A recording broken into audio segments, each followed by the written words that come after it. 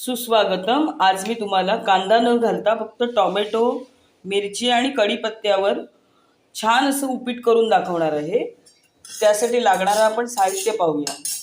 सर्वप्रथम या ठिकाणी बघा, मिरच्या तोडून घेतल्यात 4, म्हणजे कापून घेतल्यात। कढीपत्ता घेतलाय, साखर घेतली आहे, एक मोठा टोमॅटो चिरून घेतलाय, शेंगदाणा घेतलाय, असेल तर नसलं तरी चालतो, नसला तरी। इथे चवीपुरतं मीठ घेतलंय, लिंबू घेतलंय आणि त्यानंतर मी बारीक शेव आणि लिंबू हे गार्निशिंगसाठी आहे। एक वाटी, ह्याच वाटीने एक वाटी मी रवा घेतलाय, सो 2 वाट्या पाणी घेणार आहे। आता हा रवा मी भाजून घेत आहे। तर अशा प्रकारे खमंग असा रवा भाजून झालाय। आता मी या ठिकाणी कढईमध्ये तेल घालत आहे। आता तेल तापलं की आपण जिरं आणि मोहरी जरा जास्त घालून घ्यायची।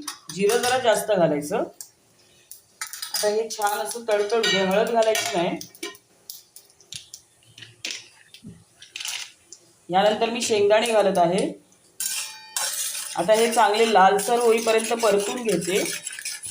हे अशा प्रकारे जर उपीट केलं ना तर खूप छान लागतं। म्हणजे सगळ्यांनाच कांदा सगळ्या गोष्टीमध्ये आवडतोच असं नाही, किंवा कधी संकष्टी वगैरे असेल किंवा कुठलाही उपास असेल आणि आपल्याला कांदा वापरायचा नसेल तर अशा प्रकारे उपीट तुम्ही करू शकता। तेलाऐवजी तूप वापरलं तर अजून छान। लालसर असे शेंगदाणे मी भाजून घेते, तळून घेते तेलामध्ये। या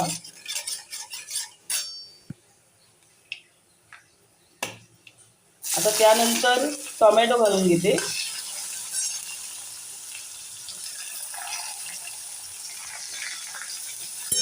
टोमॅटो थोडा परतून घेते।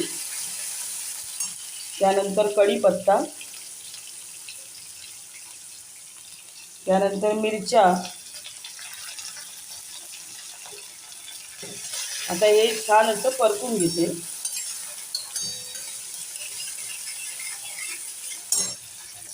तर आता टोमॅटो देखील चांगला परतलेला आहे। आता ज्या वाटीने मी रवा घेतला होता त्याच वाटीने 2 वाट्या मी पाणी मोजून घेतलंय। आता हे साधं पाणी मी याच्यामध्ये वापरणार आहे। हे बघा, आता या पाण्यामध्ये साखर घालते। चमचाभर साखर मी घालून घेतले। त्यानंतर आता मी चवीपुरतं मीठ घालून घेणार आहे, अंदाजे घालणार आहे। आता ह्या पाण्याला चांगली उकळी येऊ दे की मग आपण रवा वरनं घालणार आहोत।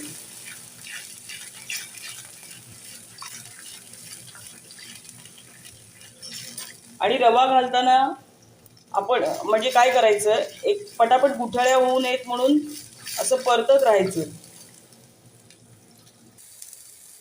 आता हा बघा, रवा आपण खमंग असा भाजलेला आहे लालसर। तो मी या पाण्यामध्ये उकळी आल्यानंतर घातलाय आणि गुठळी होऊ नये म्हणून अशा प्रकारे परतून घेते पटापट पटापट, आणि कुठेही कच्चा राहू नये म्हणून। आता ह्याच्यावरती आपण झाकण ठेवूया आणि हा रवा चांगला शिजू दे। आता एक 5 मिनिटांनी मी झाकण काढलंय बघा, छान अशी आपल्या उपीटाला वाफ आलेली आहे। आता मी परतून घेते हे व्यवस्थित अशा प्रकारे।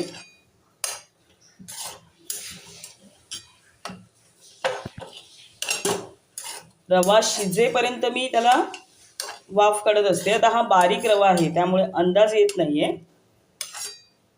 पण चांगला मोकळा मोकळा झालाय हा बघा, बघू शकता तुम्ही, कारण पाणी आपण समप्रमाणात घातलंय। पुन्हा एकदा झाकण ठेवूया। तर अशा प्रकारे हा बघा आपला रवा म्हणजेच उपीट छान असं शिजलेलं आहे। दाणेदार असं आपलं हे उपीट झालेलं आहे।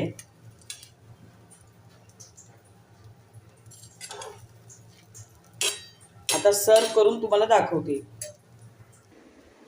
तर हे पहा, आपलं छान असं उपीट तयार झालेलं आहे। तर अशा प्रकारे तुम्ही उपीट करून बघा।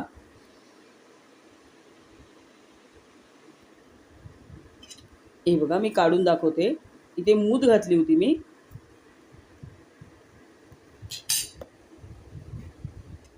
तर अशा प्रकारे तुम्ही उपीट करून बघा. आपला व्हिडिओ आवडला तर व्हिडिओला लाईक करा, शेअर करा. तसेच चॅनलवर नवीन असाल तर चॅनलला सबस्क्राईब करा. धन्यवाद.